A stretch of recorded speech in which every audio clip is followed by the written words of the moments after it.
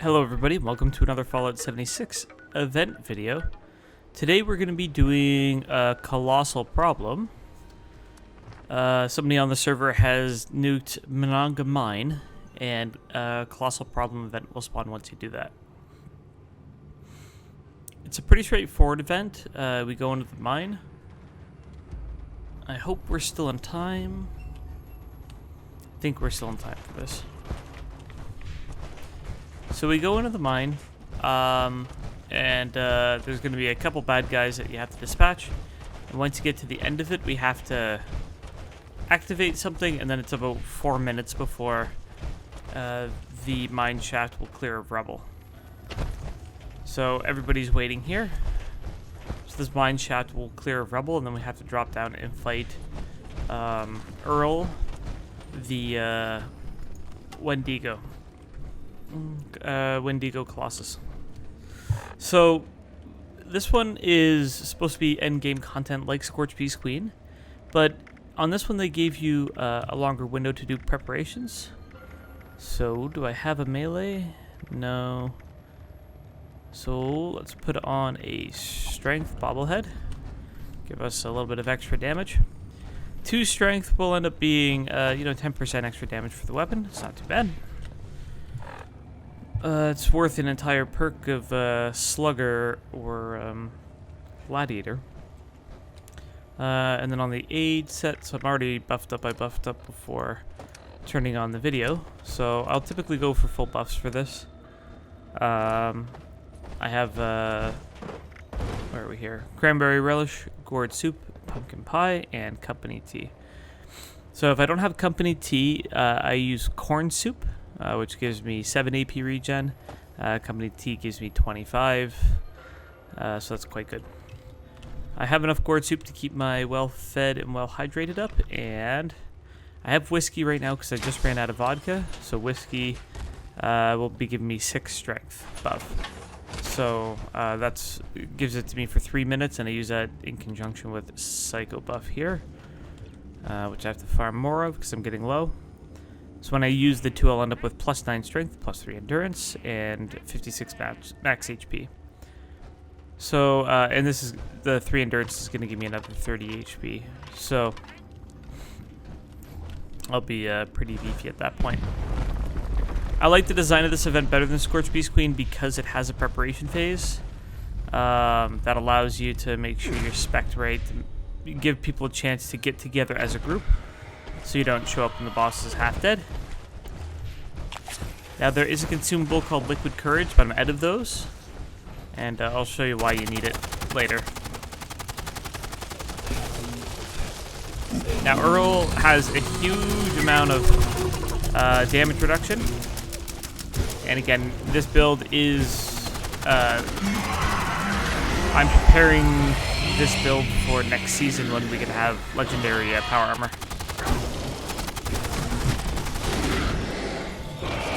Sec here. I'm just gonna run up on some of these Wendigo spawns.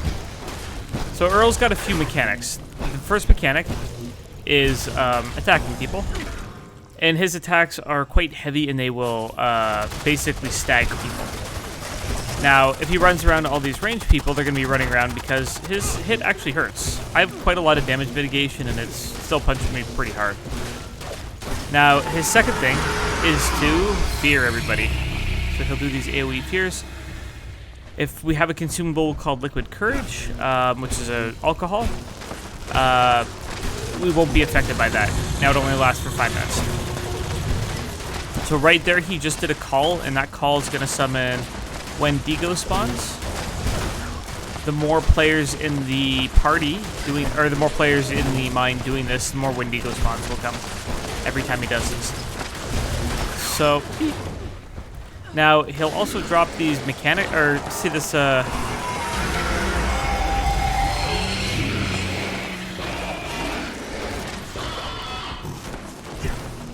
so he will drop these pile of effects. So there's a green pile, there's a red bubbly pile, and there's going to be a rubble pile around here somewhere. And you take different kinds of elemental damage by standing on those. It's best to stay off them if you can. Now, my role as a melee tank is to keep him in place. I want the range people to have the optimal opportunity, the opportunity to do as much range damage as possible. So get to optimal range, not take damage, watch out for those ground effects. My job is to sit here and keep him in place. So now these guys get a chance to do more damage because they're not running around being chased by him. Now, because I can't be in two places at once, it's beholden on the DPS to kill their fair share of Wendigo spawns. Those Wendigo spawns, whilst you can typically tank their damage, they have a stun attack, like a stagger attack that will stagger you, and again reduce your potential damage output for this. Now, everybody here has legitimate weapons, so nobody here has anything bugged or glitched, and if you notice, he is quite hard to kill. So you'll see videos of, you know, people killing him in 30 seconds. Those are with bugged or exploited weapons. Or before, I think it was patch 24, patch 25, where they fixed a couple things with them. This event came out in Wastelanders, I think, and there was still a couple damage issues with it after that point, but it's been fixed up now. See this fire pile here? Ooh, if I stand in that, see that how quickly I take that fire damage? That's why you need to avoid those mechanics. Alright, so I'm trying to help that guy out there, kill some Wendigo spawns. So I want to keep Earl on the physical terrain here. See these stairs and stuff? They have a bad habit of, oh, let me try buffs up. The stairs have a bad habit of having Earl glitch through them, and if he does, he'll end up on the flip side of the terrain, and it'll be very hard for anybody to do damage, and the event essentially bugs out. So nobody can really do the event like that. Did everybody leave? Where is everybody? Okay, so I'm gonna try to do some more damage to him right now, because I don't know where the other players have gone to.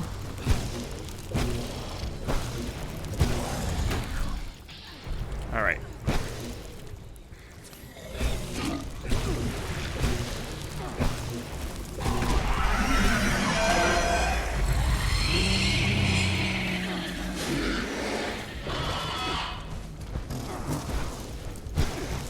So I want to get him away from the wall and those barrels. Again, it's stuff that he can clip through and bug through. And the way I do that, he'll follow kind of the person closest to him. He doesn't really have an aggro table like most games. It's really just the one who's standing in front of him. So if I'm next to him near the barrels, he's of course not going to move. So I will move away from him slowly until I can back him up to a place. If I move too far away too quickly, he's going to move to the next closest player. Like this fella here with the shotgun.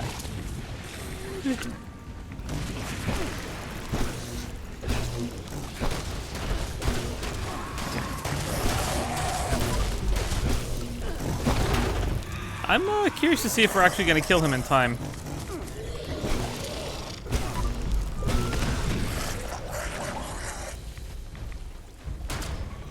Okay, come away from the wall, bud. So he does have a ranged attack as well, which is throwing that vomit stuff. Come on. Come closer. There we go.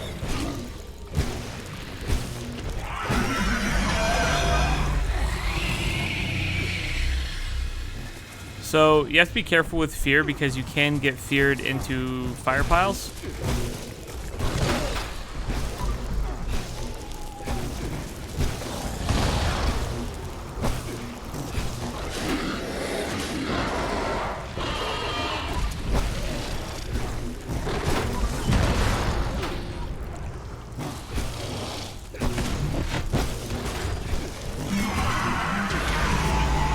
So if I have Wendigo spawns on me, Hack and Slash does a lot more damage in an AoE to the Wendigo spawns than the actual Wendigo itself.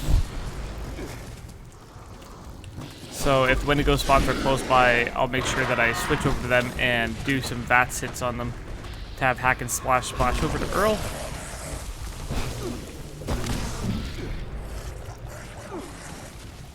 Come on. Ooh, shoot. Come on, bud.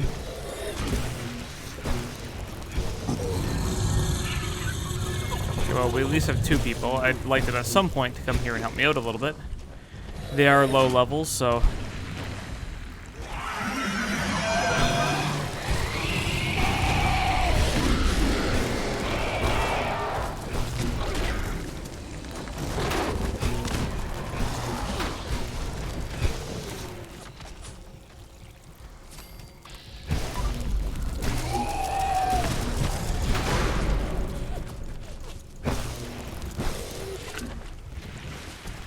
Come on, guys. Shoot him.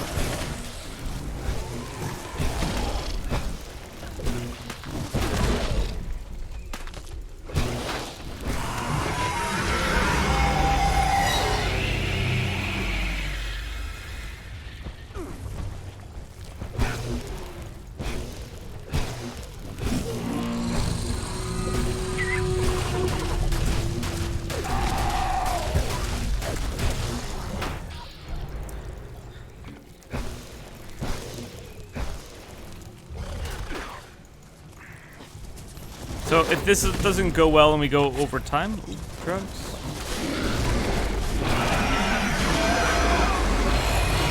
So if this goes over time and we don't complete the event, the roof will collapse. So in that case, though, this event is actually more lucrative than completing it.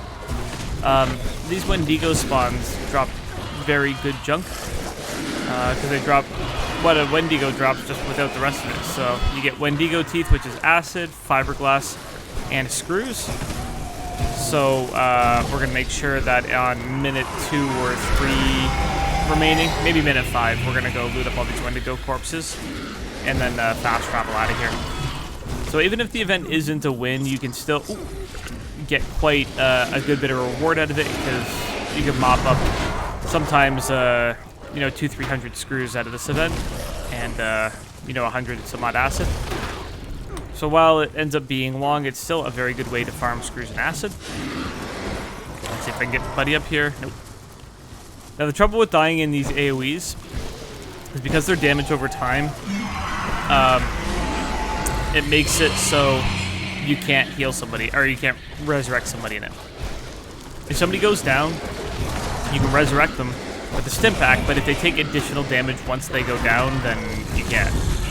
So because it's an AoE, the first damage tick takes them down, and then the second damage tick will see that they can't be resurrected.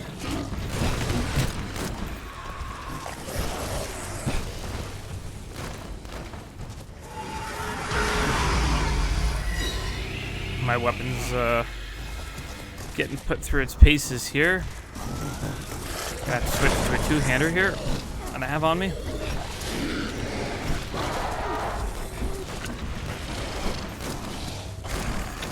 So you get a 3-star legendary from killing Earl, and you get a 3-star legendary from completing the event. So it's a very good event to complete for legendary returns, and especially if you have a group that is doing it properly. Most of the times, if you have 4 or 5 people down here who are spec'd out properly, without exploited weapons, you can take care of this event in about 5 to 8 minutes. And again, you'll have Wendigo spawn corpses to loot, not as many as we're going to have now. And you'll have, again, 2 legendaries, and it'll be a good investment of time. Right now, we're kind of getting to the point where the value return curve is not there. So after this sphere, I think I'm going to loot the corpses and get out at this point. Nah, I'll stick with it for a bit. We'll put another 5 minutes. I've had runs like this where I've been farming the... I just don't like that I don't have my weapon. I've been farming the spawns, and somebody then shows up with, proper gear and proper kit, and we catch up sort of in the last 5 minutes. I've had that happen a few times too.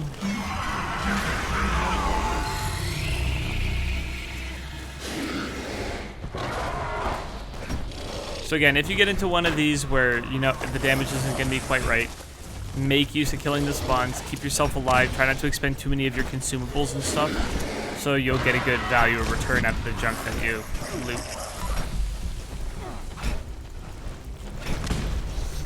So I came into this with no junk in my bag, so we'll do a junk breakdown after we're done.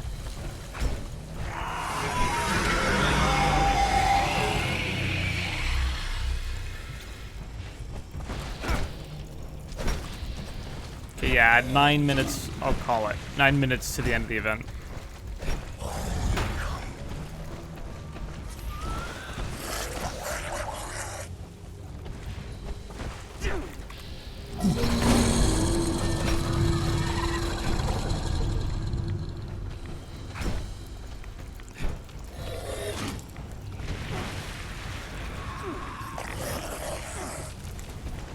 So I'm going to use some time here to stuff. No, we'll do that.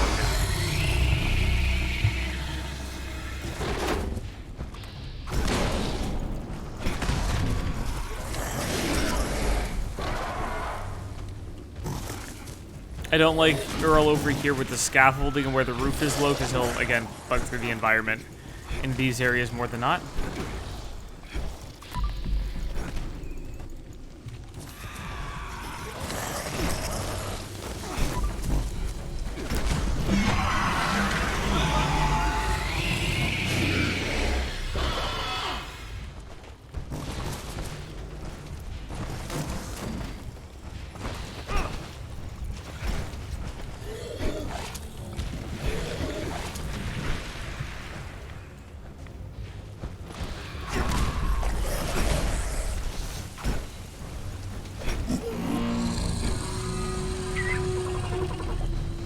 See, do I have a...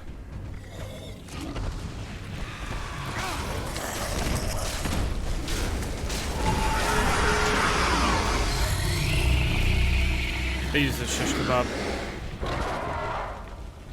The fire damage on a shish kebab is very good against high armor targets.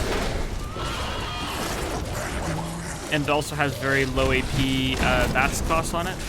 So you can get a lot of good VATS attacks in. It has about half the VATS AP used than that plasma cutter I was using, and a lot less than the sledge. So while it doesn't do a lot of damage per hit, I can still punch out a lot of DPS with it. It's also faster attack speed. I'm getting used to using the plasma cutter because I want to get a bloodied faster attack speed or vampires faster attack speed next season when we can do legendary crafting. This is a vampire's faster attack speed, and again, as you can see, the again, while it's not a high damage weapon, it's better than not. Watching Scorch Beast Queen right now, they can't even get Earl killed. Save your nukes. I don't want to say save your nukes for a server where people are participating, but save your nukes where servers are participating.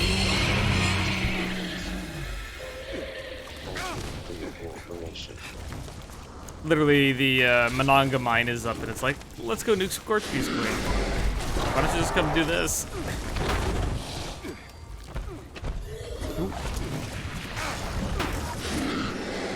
I said 9 minutes. So we're at 9 minutes, and we're nowhere near a sense of completion, because he still has to mutate once. So at this point here, we're going to loot as many of the corpses as possible. Then I'm gonna bounce. I don't want it to come down to the timer because I'll miss a bunch. Oh, shoot. No. Now, because this is a end game event, you don't lose your junk if you die. So die all you like. Your junk's still on you. Where are we here? And you spawn out of the room if you do that. Yeah, so all the junk I looted so far is on me, but we're gonna do the rest of the loot up now.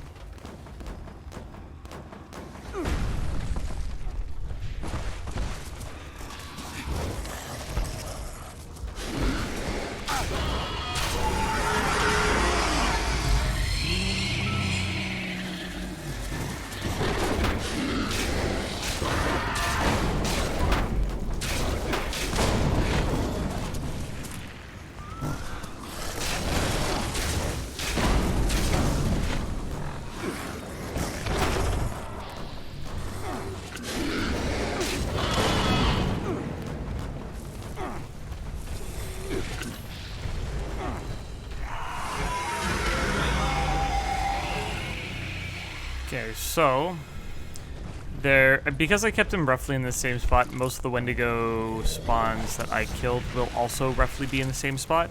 It's one nice thing about kind of tanking him, again, in a predictable spot, which was over here. He does move fast, doesn't he? He's already on us, but we're just focusing on looting. We'll double tap 4 items.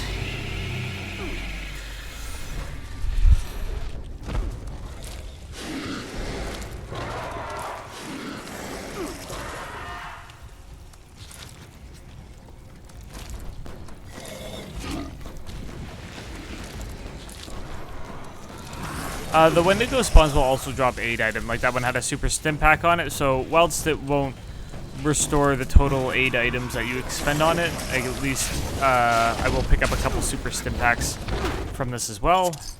Right now I'm using... Oh man, I can't wait to have unyielding power armor. Oh, this is just a normal excavator set, and it's whilst it's tanky enough to do anything in the game, for it to be unyielding would be a bit nicer. Give me that extra 150 carry weight. Give me a 75% increased damage.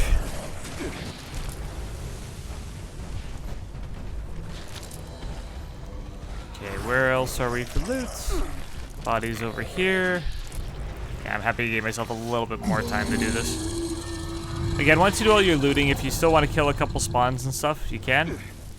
The important thing is when the event is ending properly, when the event is ending properly, you'll have like 2 minutes to escape the mine, and that's when you're supposed to do your looting, because it says the mine's gonna collapse. When the mine collapses, you just teleport outside of it. So spend every moment of that time, farming your Wendigo spawns. Because Wendigo spawns will still spawn during that 2-minute window. So it's a good time to loot your corpses. But again, this is just going to count down and count down to nothingness.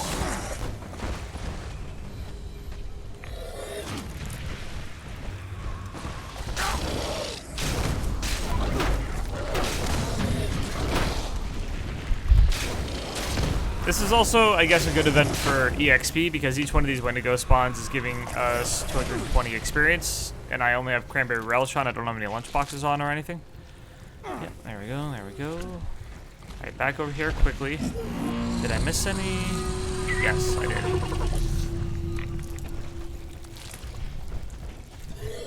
Yeah, come on.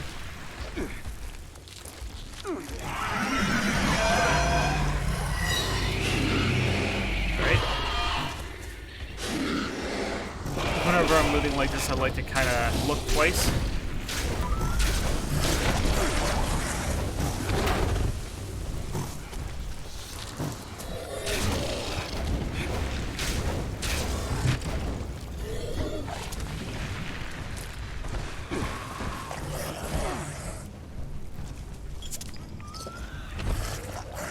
Any other places?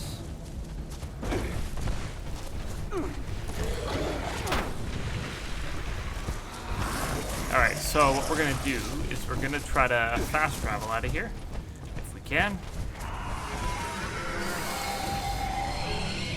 Honestly, I could probably... Yeah, you know what? I'm going to die so I go up onto the upper layer. So I'm going to get myself killed here. Now again, I keep my junk because this is an endgame event and it's going to put me up on the upper floor. And then I'm going to use that opportunity to fast travel. So... Yeah, now we're not down in the pit. Okay. So this event was designed to have several people kill them. It's not designed to be solo.